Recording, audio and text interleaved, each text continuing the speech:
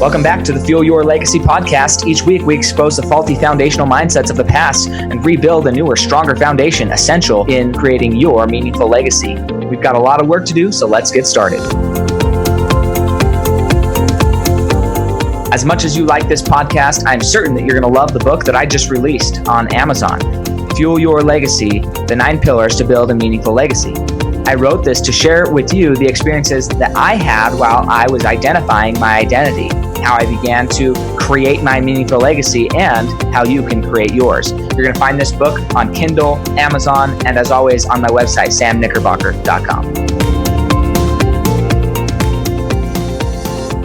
Welcome back to the Fuel Your Legacy show. And today we have another fantastic guest. We met through a mutual friend, looking at some other potential business opportunities. And when I found out what she did, not just what she does for work, but like what she's done over the last 10, 15 years, I just thought I had to have her on here and hear her unique perspective. We've heard from other types of people that do her current career as far as franchise consulting in the past on the podcast. I think I've had a few guests there. But what's very unique about Teresa Nelson and what her story is going to entail is she actually lived it. She didn't just get into the business because it's a good business to be in, but she actually became a franchisee, successfully owned, ran, and exited the franchise that she had, and then she's moving on to helping other people repeat those same steps. So I'm super excited. I got tons and tons of questions for her about the process and what did she learn and all those wonderful things. But she is very passionate about what she's doing and excited to help you better understand from an insider's perspective both sides of the conversation, both the side where somebody's helping you to reach your goals, but also what does it look like once you've taken that step and moved into it. So super excited, Teresa. Thank you so much for taking the time. I know you're a little bit hesitant. Is it the right thing for me? Why would you want to interview me? Because your opinion's valuable and I think it's worth sharing. In fact, I think that about everybody who even listens to the podcast. I think you're worth being remembered. I think your story has value. And even if it's very similar, nobody else lived the same life. And so I'm excited to see and hear about the life you lived and how you got to where you are, where you came from, and where do you see yourself headed. Okay. So yeah, if you want to go for it and share with us some of your background, how did you originally get into your first franchise, and what led you to that being an option in business for you? And then why did you choose to move on and then ultimately do what you're doing now? Okay. Well, thank you for having me, Sam. I'm really glad that we were introduced. We've got some good people, friends in common, and some similar interests. So I'm glad for that. So I grew up in a little bitty town in Wyoming. And when I was in 7th grade, I read a book called Inheritance by Judith Michael. And it was about a girl who inherits a hotel and all of the ins and outs of running that hotel. And it sounded so interesting to me. And for whatever reason, I just clicked on that. And from that moment forward, I always wanted to own my own business. So I went to college at the University of Wyoming on a full ride scholarship. Funny little side note, because I had a full ride scholarship for my undergrad degree, and I wanted to get my MBA, so to help prepare me better for running my own business. And so I had a job at the law school at the University of Wyoming. I started off as a part-time work study. And when I graduated with my undergrad degree, they hired me full-time as a faculty secretary. And then I worked my way up in a couple different positions until my final position, I was the director of alumni relations and development and career services. And when you work full-time for the University of Wyoming, you can take one class free every semester. So one class at a time, I got my MBA. It took me 5 years. But so I have the unique distinction of getting an undergrad degree and a graduate degree without paying any tuition. And so that's kind of a fun little bit of my background. And I'm also the only person in my family to go to college and to get a college degree. So that's also something I'm pretty proud of. But working at the University of Wyoming in a full-time position, you got really good benefits. And it was, even though it was always in the back of my mind that I want to own my own business someday, I knew I didn't want to stay in Laramie, and it's really hard to give up a good job with benefits.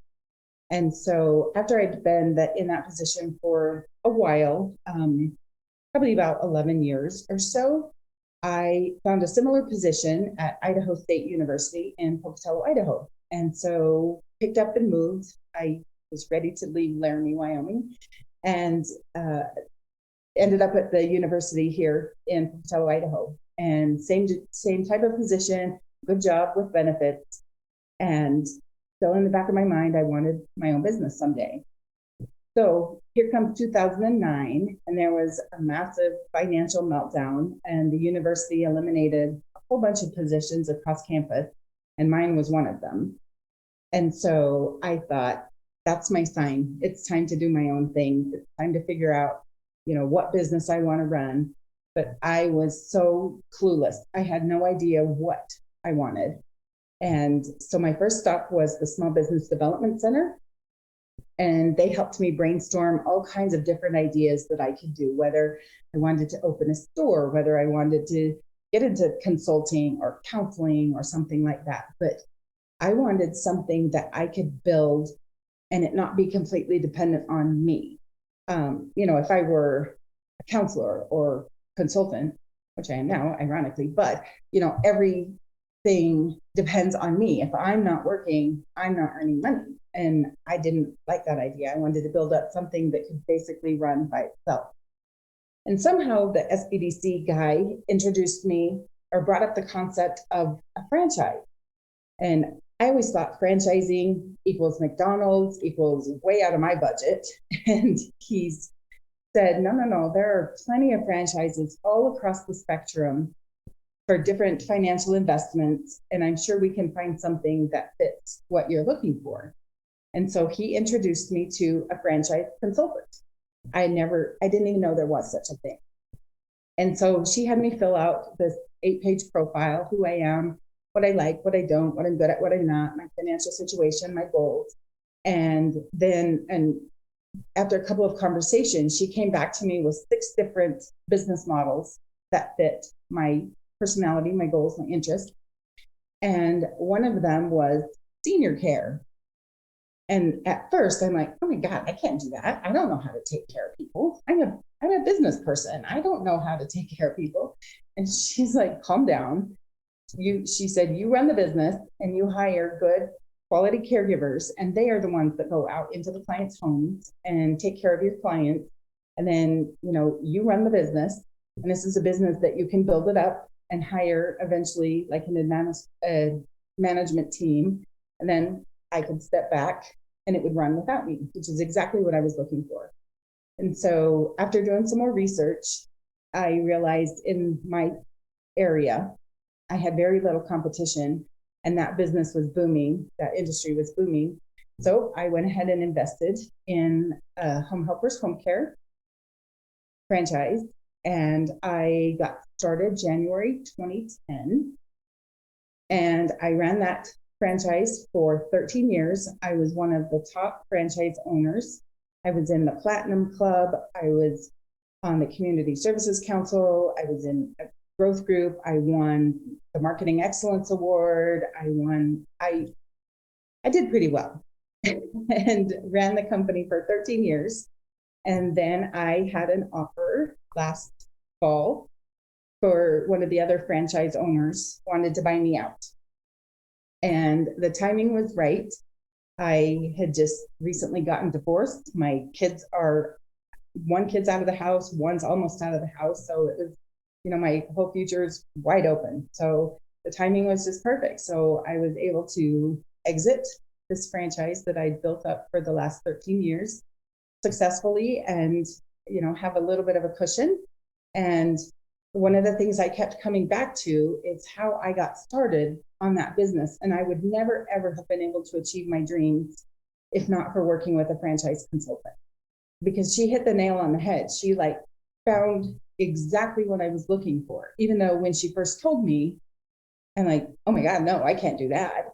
She knew better than I what I would be good at. And so if not for her, I would not have had the successful business and achieved my dreams of business ownership and financial independence.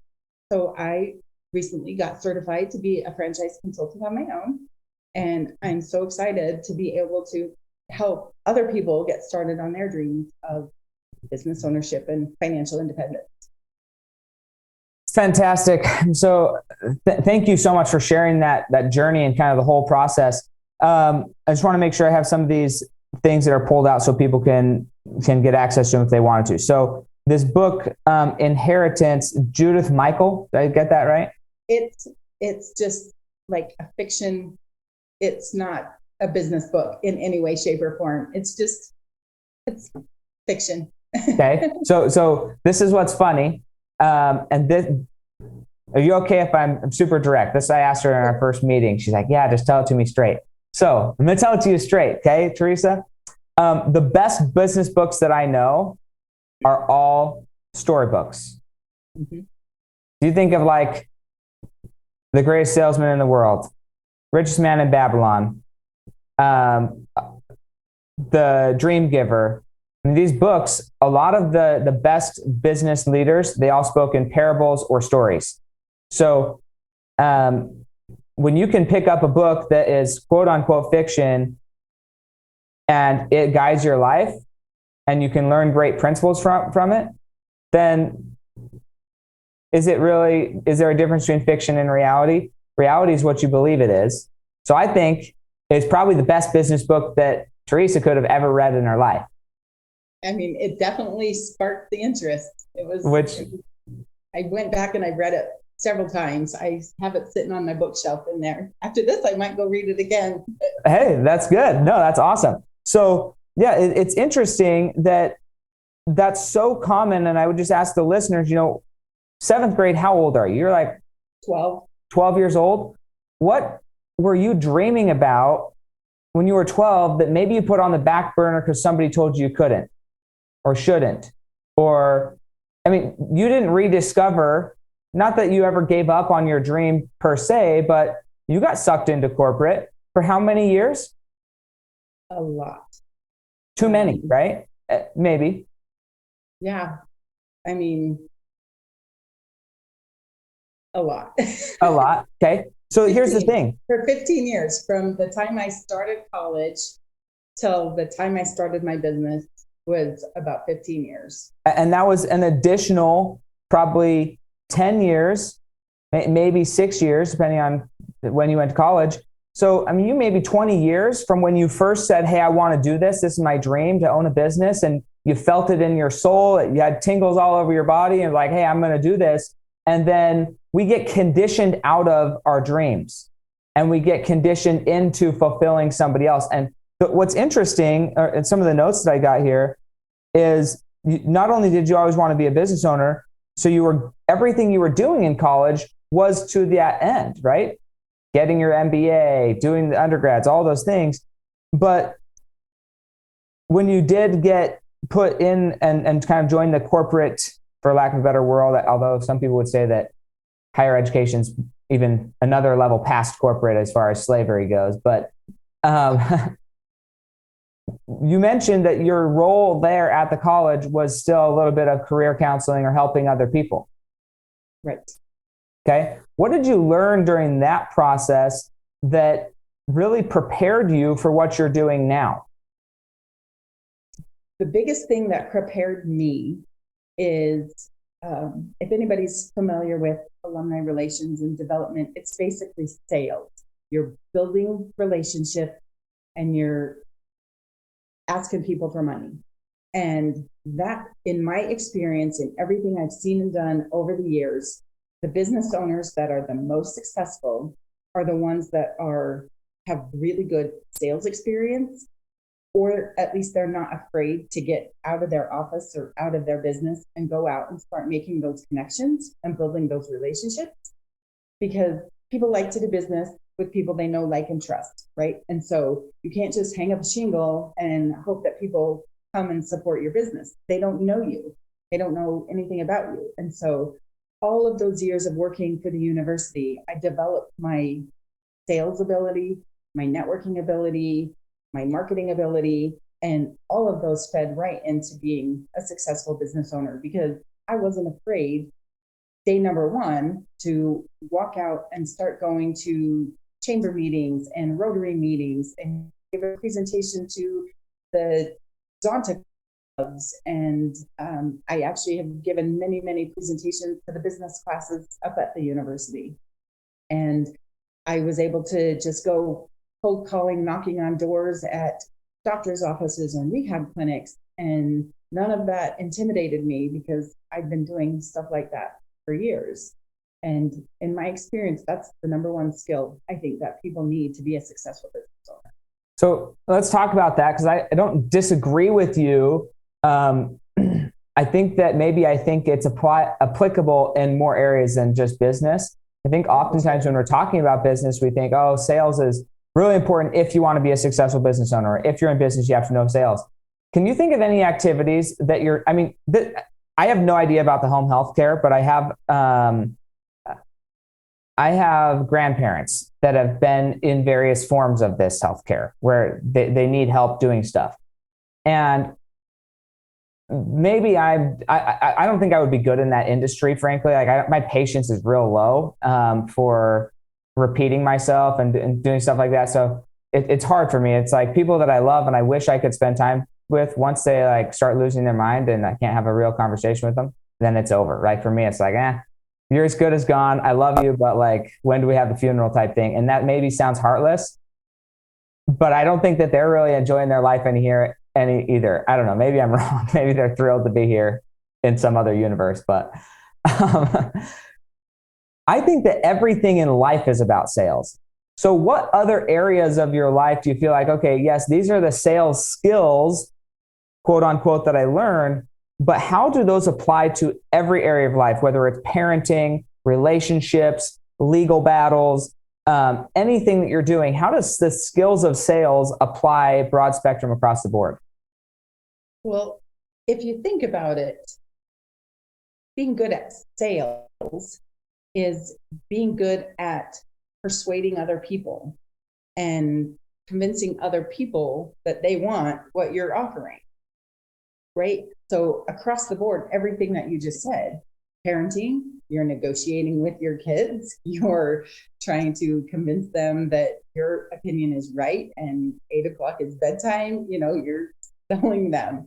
And relationships and any kind of interpersonal communication with anybody, it's not necessarily just, let me sell you this knife set. It's convincing other people or persuading other people that, your opinion or your needs or your desires fit their bill and would, improve their lives as well. Right. And I think that that's just something I really wanted to highlight, because sales is everything. And sometimes people say, oh, I don't want to be a salesman, or I don't think I'm a good salesman, or whatever. And they discount their skills. Literally everything you're doing is selling. Even if you're trying to sell me on the idea that you're not a good salesperson, you're trying to sell me on. Like, I'm not so ignorant that I think that that's not what's happening. Now, I may acquiesce and say, you know what, I don't want to put in the effort to convince you that you're actually good at sales, because sometimes a belief is more valuable than a skill, right? I'd rather work with a bunch of people who have very little skills but high belief than somebody who has low belief but is highly skilled. Because somebody who's low belief, highly skilled isn't going to be consistent enough at applying their skills to make a dent. Right. So that's another thing that I want to talk about, because you get, well, first, did you grow up in Laramie? No, I grew up in Lyman, Wyoming, a little bitty town in the bottom left-hand corner of Wyoming. Oh, I was going to say, because I feel like one of my in-laws is from, I think he's from Laramie. So, but if you didn't grow up there, then you probably wouldn't know him. I wouldn't assume. I mean, I ended up living there for like 15 years, but no. Maybe, but I don't know that he lived there. I mean, his name's Cole Snyder, if you know who Cole Snyder is. No. But if that doesn't ring a bell, then I don't even know how big those towns are up there. Wyoming is a drive on I-80 through. That's all I do in Wyoming. I've been to Cheyenne once, where I dropped off my car and my wife and I drove all the way up to the Dakotas. And that was like maybe the most boring drive I've ever done. Like Sturgis. I mean, it's just, there's nothing up there, man. It's just boring. But Yeah. some people like it. Some people would rather live so far away from any other human that nobody ever wants to go out there. Yeah. Good for them. So let's talk about this, that in 20, I guess I was going to say 2009, but 2009, they cut your position. Talk to us about maybe the false perception that a corporate career is a stable income. Like, what's the value of being a business owner versus being self-employed or even being a corporate employee? Right. I mean, exactly that. I just working for a university, I had done that for, 17 years at that point, and just assumed kind of a government job, right? That it was set and steady with nothing to worry about. And I was making enough money to pay my bills and stuff, but was never going to get rich. And it was definitely a surprise when I was one of the ones selected. We kind of heard rumors that there were going to be cuts. I didn't figure mine was one. And so when they told me that mine was one, it was, a shock at first, but then it was almost a sense of relief because I got a severance package and some time off to job search before my position was actually eliminated. And so during that time, I was able to do a lot of the background work. I think a lot of it comes down to risk taking.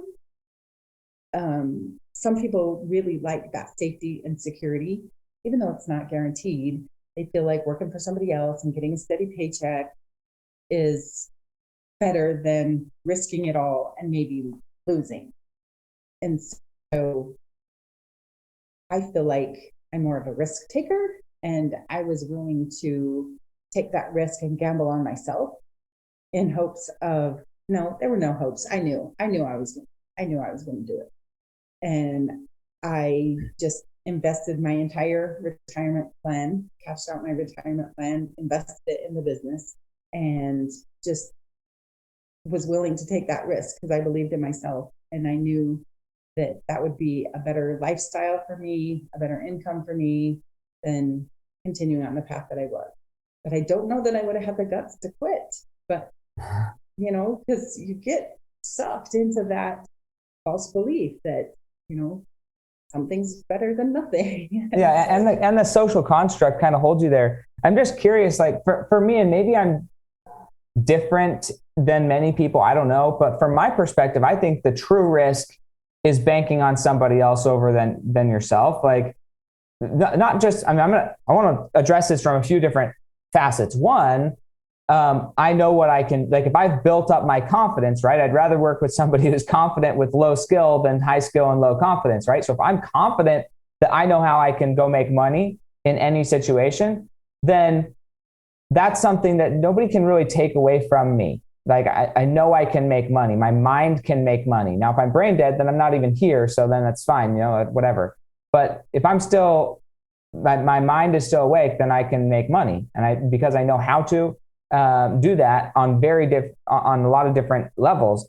So I think that the income perspective, I think it's safer and less risky to bank on myself because I'm in then control of what I want to do. But here's the thing that I think a lot of people don't think about. And so I want your perspective here because you cashed out your retirement. Now knowing as a business owner, one, how much more profitable being a business owner can be, but two, also knowing after 17 years, 15 years, whatever, what you had gotten to in your retirement assets. If you had just continued down that path, knowing what you know about money and the inflation and everything that it costs, do you think you would have actually been able to retire with any real satisfactory life? No. If you would have kept that life. So that's the thing. That's a part of risk that I think people don't think about. They think it's a safer right now, but what you're really risking is that you don't get to retire. Like, that's the gamble. People aren't thinking about that. That's the gamble. But when you go to accept a job working for somebody else at a, not minimum, maybe you get paid great, but the corporation's job is not to help you retire. That is not their objective. They're built to keep you working as long as they can for as little amount of pay as they can impart to you. That's the business owner corporate job, which is not necessarily bad because you switched roles and you became a business owner. And I assume that was your objective to a degree as well, because you're trying to be profitable as a business owner, right? So I don't want this to come across like I'm accusing business owners for being selfish or whatever, right? I think they're doing what they got to do. But I'm curious from your perspective, like, talk us through that mindset shift, because once you did break free, I mean, you always wanted to be a business owner, but once you finally took the step and said, okay, I'm going to risk it all. I'm going to take all my retirement assets out. I'm going to go put it in here. What was the mindset shift that had to happen for you to then believe, because you went back into business ownership after you sold your business. So at some point there was a belief, I'm better off by myself than working for somebody else. So what was that mindset shift? I've always been a type A personality. When I was a kid, my mom got me a pillow that said, "I'm not bossy, I just have better ideas." And I've always been a take charge, go-getter person. And so, I mean, there was a mental hurdle to get over, viewing what I thought was safe at that time to what actually was going to be safer and better for me. And I think a lot of people encounter that mental block that just, it feels safe over here because they're really not risking anything. But yeah, the amount of money that gets put into your retirement account working with somebody else, unless you make massive contributions to it yourself, which most people don't, versus taking out money and investing it in yourself where you're in control and you can see the results of your efforts year after year after year, and see, your bank account grow, and just realize that amount of money that you started with, it's 10 times more now than it would have been staying where you were. And I think for, not everybody's made out to be a business owner, and not everybody's going to be successful. But if you have the right attitude and the right motivation, the right why, then it's easy to make it successful with, your drive and your skills. And especially if you have a good coach that can help you get started and help you avoid some of the pitfalls that I made a lot of mistakes. And I'd love to be able to help other people avoid those and, help them get profitable even faster. Sure. And we're going to talk about some of those mistakes. But one of the things that you did that I wasn't aware of this until I watched the show Undercover Billionaire. But you said it just like, oh yeah, this is what I did. But I don't think a lot of people are aware that these places exist. And I don't know how many of them still exist versus don't.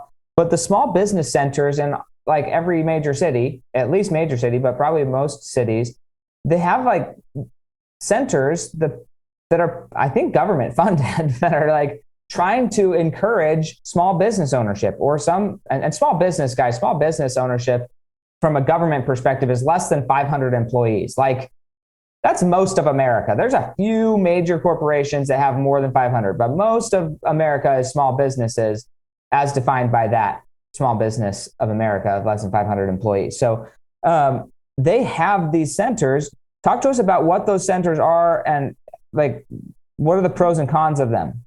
Yeah, I mean, I'm glad you brought that up because I tell them all the time, if not for them, I would not have been where I, gotten to where I was.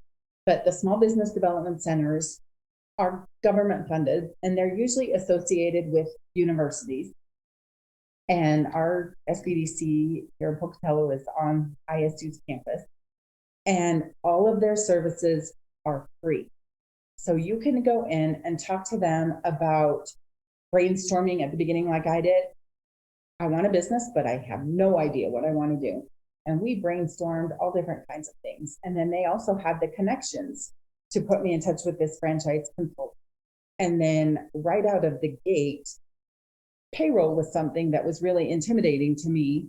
And in one of my networking groups, I met a guy that does payroll.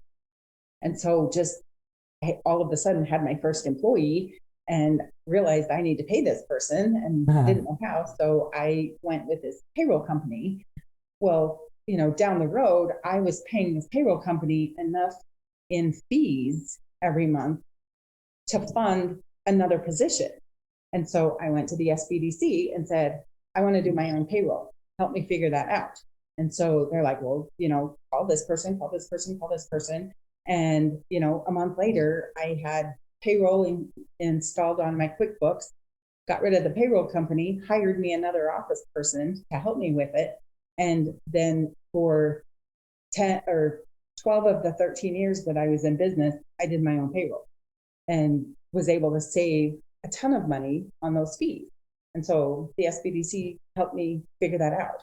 And then when social media was kind of hitting its stride, the SBDC director came to my office and we went through like my website and my Facebook, and she gave me all kinds of tips and ideas and strategies for how to make it work. And then I was struggling with some employees that were not getting along. Two of my key employees that I could not live without either of them were butting heads at every turn. And so they had one of their SBDC directors. She was actually over in Boise, which for people who don't know is about 3.5 hours from here. But she had an expert. Her expertise was in personalities and negotiating, and she was able to step in and kind of mediate between my employees. We did it via Zoom and kind of tried to help them see each other's perspective and made our working environment a lot better. And so, I would highly recommend. They have expertise in every subject you can imagine, and everything they offer is free. Yeah, it's like it's funny because I actually work with business coaches and branding experts and marketing, all these things. And in the coaching world, we all sell our services, and that it's not necessarily good or bad, but it is funny to me that there's completely free resources out there if you're willing to do the work. Now, the funny thing about it is more about human nature than about the resources. Most people feel like they need to pay attention. And so there's a whole economy that works off of the fact that you need to pay attention.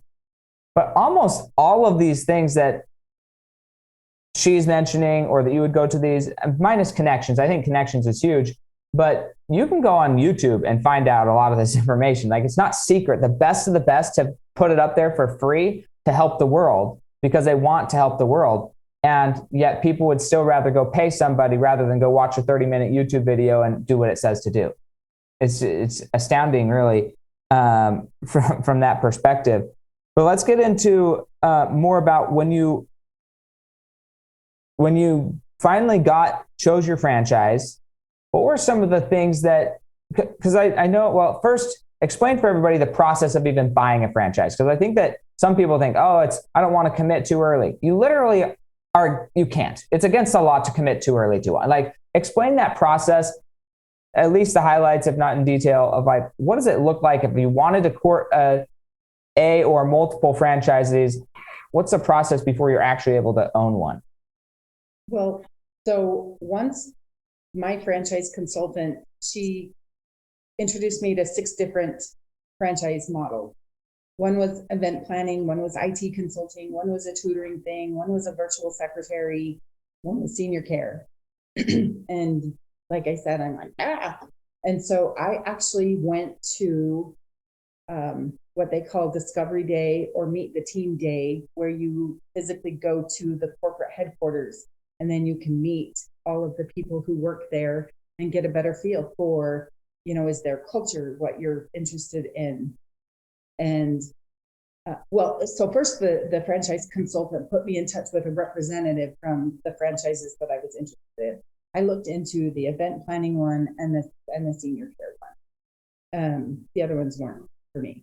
And so but then I also vetted a couple different senior care options. Honestly, she did not refer me to the Home Helpers senior care. She referred me to a different one. And I did the Meet the Team Day at that company and was like, no way, they are not for me. They were not for me. But by then I was sold on the industry. So I started doing my own research, and I went and I actually investigated 6 total senior care companies before I landed on Home Helpers. And what sold me on Home Helpers was once I got to the Meet the Team Day and met the people that ran the place, and it just felt like a great family. They welcomed me with open arms. They were super, it's hard to explain, but once I got there, I knew that was the right one. And so after going to that Meet the Team Day, then you've got all of the paperwork and agreements and franchise disclosure documents that you have to go through. So it's really good to have an attorney on your side to help you review everything. And like, they're not going to adjust their documents for you, their contracts or their franchise disclosure documents. They're not going to make any changes for you. So if there's something that you don't like, that the attorney can maybe help you understand what it means or how it will impact you. But yeah, so anyway, you go through all of that paperwork, and then once you sign on the dotted line, you invest the initial franchise fee, which is different for every franchise. They're all across the board for different income levels. So you invest that franchise fee, then you go back to, depending on the franchise, mine went to an in-person training. It was like a week-long training where they teach you everything from HR, how to hire employees, how to onboard employees, how to do your marketing, how to hire your clients. They provide you with an operations manual, employee agreement. And that's one of the big benefits, I think, of franchising, is you don't have to create all of that stuff yourself. It's given to you. And so everybody's working off of a standard operations manual and standard agreements. And so you don't have to invent any of that stuff. But once you do your training, then you come home and start implementing everything that you learned. But most franchises also provide you with a franchise business coach from the corporate office that kind of holds your hands and walks you through everything step by step by step. I know ours has somebody, the onboarding process for new owners is a 2-year process. So they don't just send you home and say, good luck. They hold your hand, they walk you through step by step by step, everything you need. And then the other really important thing about franchising is the teamwork that you have from the other franchise owners.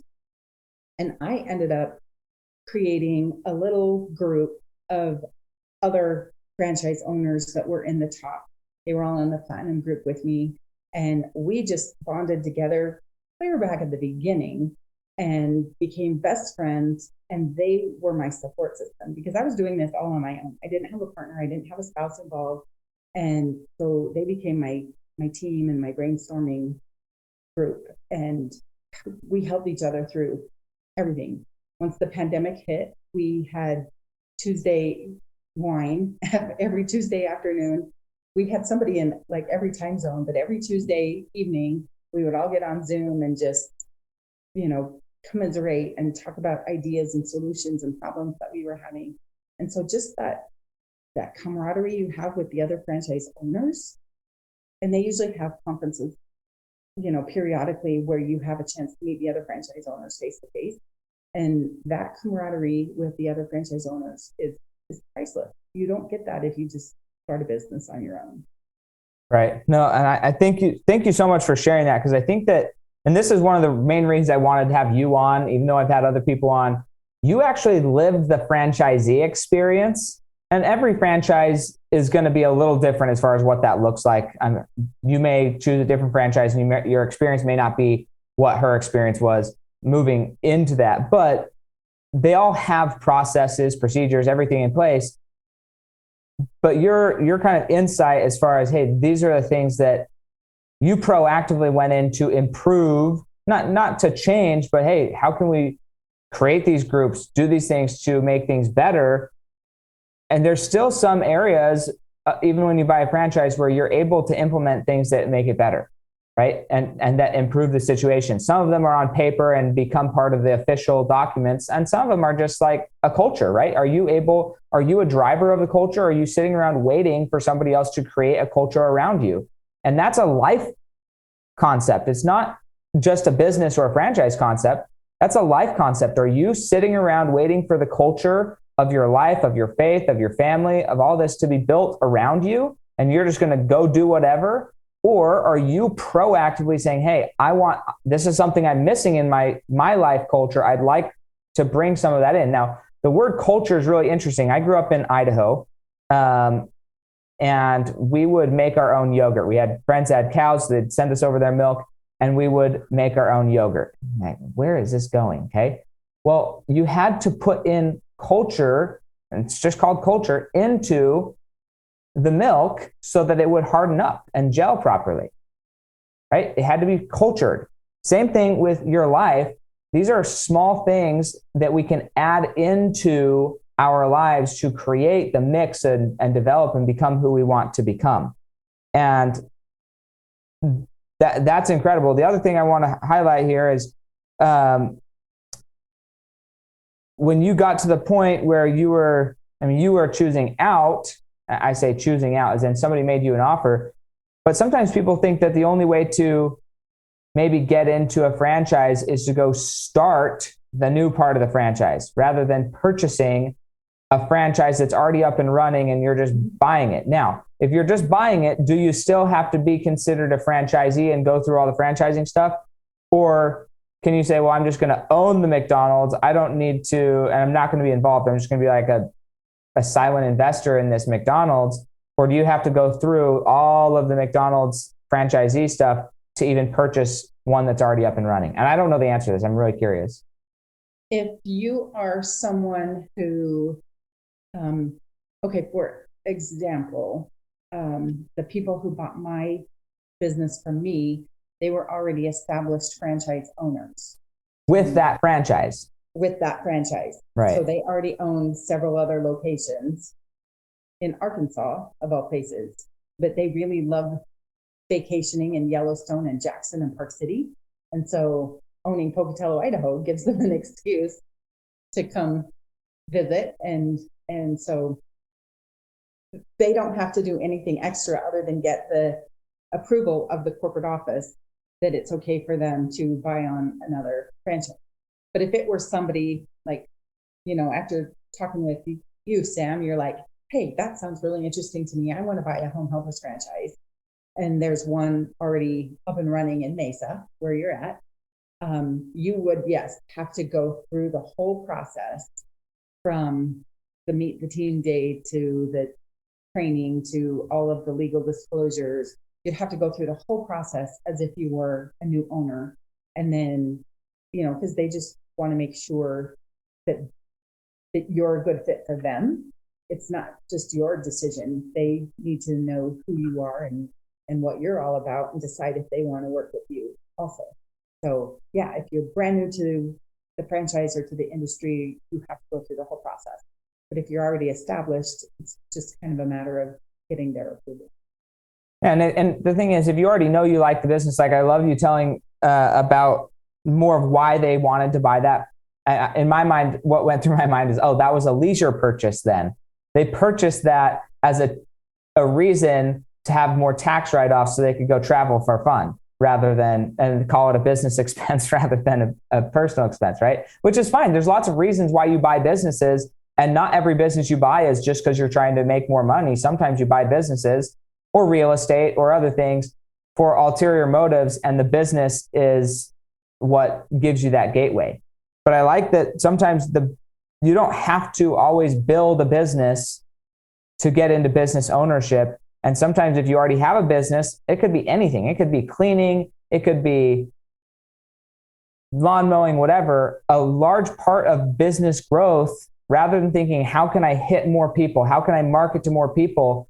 Sometimes the best time to, the other thing that you mentioned was you realize you were paying more money to your payroll, or at least the same amount of money to payroll for fees as you could hire a new employee. That same concept is still true. If you're saying, hey, I'm paying X amount of dollars for marketing and it's bringing in X amount of clients, do you want to keep paying for marketing to bring in X amount of clients? Or would you rather take that marketing budget and go purchase another company that already has clients? And maybe it's the same amount of money. I did. Yes. I acquired several other home care businesses during my tenure. And that was, yeah, a really good investment. And exactly what you were saying, the amount of money you spend on marketing, then acquiring something else, then that was a really good way to grow and increase my revenue. And for you, you don't have to tell me your specific situation as far as how you chose to sell your company. But in my experience on the financial side, a lot of business owners don't want a direct payout of the total value of their company because it complicates tax situations. And they would rather have like an owner finance type situation where you can buy somebody out over time of their business. That's what we did. Yeah, I mean, that would make the most sense in a lot of cases. But the benefit to that can be that you might think, well, I don't have $200,000 or $400,000 or $1 million to go buy this other company. You may not need that. Right. You may need goodwill, a relationship, a handshake, get it legalized, right? Get the paperwork in order. But a lot of times, if you could sell a company and have 10 years of guaranteed income, basically, and worst case scenario, the person who's buying your business fails, quote unquote, and if it drops below a certain amount of margins, then you take back ownership of the company. You don't lose too much, maybe lose some reputation in the marketplace until you can bring it back, but you can set all those parameters up. And so it might be easier to both buy and sell businesses than you think it is. Oh, yeah, for sure. So that's fascinating. So what were some of the, and we're gonna wrap it up here, just two final questions. So what were maybe one or two of the biggest unexpected, I'm gonna call them failures or hurdles, like two things that you thought, oh, I got this down. I found everything I need to do. I went through the 2 years onboarding, everything, but then you just like, oh my gosh, nobody prepared me for this. This was not in the manual. You know, what are two or three things that you went through in the process of either franchise ownership that we could talk more broadly about, not just specifically about home healthcare, but more broad that other people might find themselves in and how to avoid those in the future? Two come to mind. One is we were talking about marketing earlier. And I had actually signed up with an advertising agency here in town who helped me create like a radio commercial and a TV commercial. And we did some print advertising. But one of the things that I always did was anytime somebody called, a potential client called, I said, how did you hear about us? And so at the end of that year of working with that advertising agency, and it cost me a lot of money. At the end of the year, when I went through everything, the number of people that I got from that advertising campaign was like 3. I'm not joking. All of the other clients that I got were because of relationships that I had built.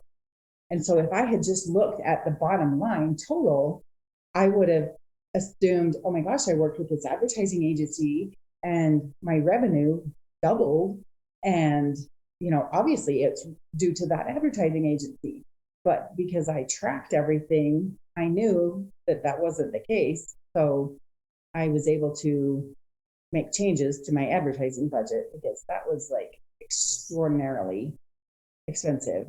And that's like one of my biggest mistakes, I think, is trusting people and letting other people sell me, right? Talk me into things that you know they say should be good for my business. For sure, it's good for their business. And so I got burned multiple times, and that was going to be my second failure, is trusting employees. And it's unbelievable how many employees just kind of, you think they're good quality employees, and then they steal from you, or they just abandon you in the middle of the night and don't ever show up to work again. And so that was a really hard lesson for me to learn at the beginning, was, trying to find the right employee, the right trustworthy employee, and then, developing your employee handbook and your policies and procedures as you go that, try to prevent things that have happened to you. Right. And some of those things may have been in the training. And I don't know, I'm sure there's levels that were in the training, the onboarding training. But again, there's funny things about human nature. Until you have a name and a face to put to something, you might read it in a book and think, oh, that's not important, because it just doesn't like lodge in your mind as like, oh my gosh, this is crucial, until you get burned. And then you're like, oh, that's why that was in the book, Right. So here's a perfect story, and then we can wrap it up.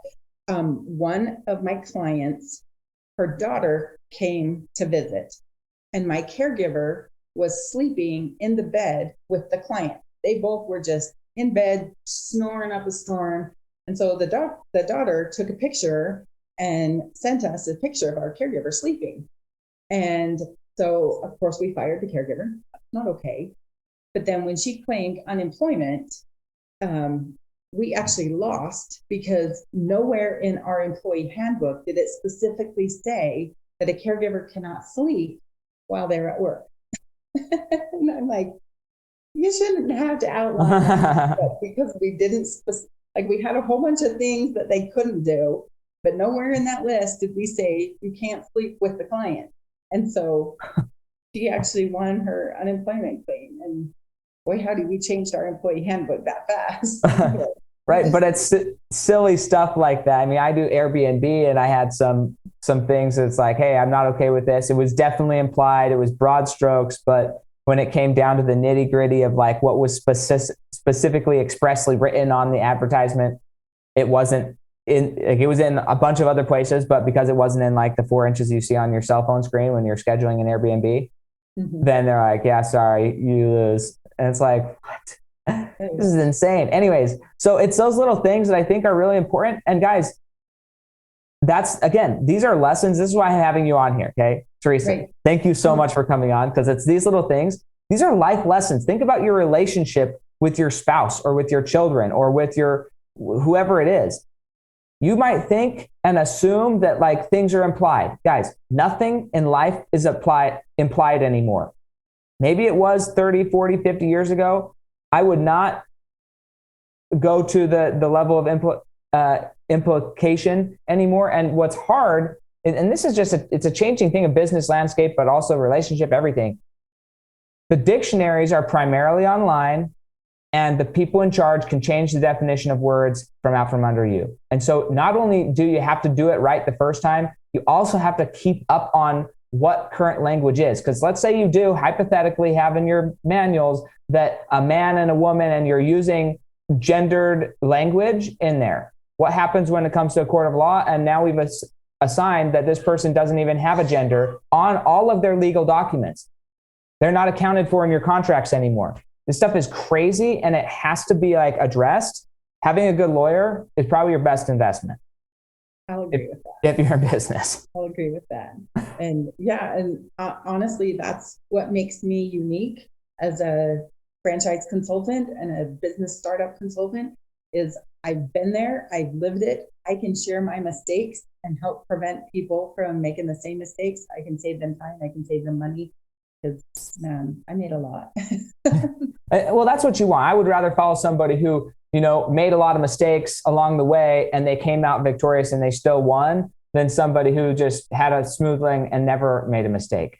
It's like, well, why would I follow you if you don't even know what mistake? I make mistakes every day. So if you don't know how to handle a mistake, that's not going to work very well. Well, Teresa, thank you so much for hopping on here. If we wanted to reach out to you, if somebody wanted to kind of hear more of your experience, get to know you, see if you're a good fit to help them reach their dreams and their goals, where would they get in touch with you at? My company is called Envision Your Business. Our website is envisionyourbiz.com.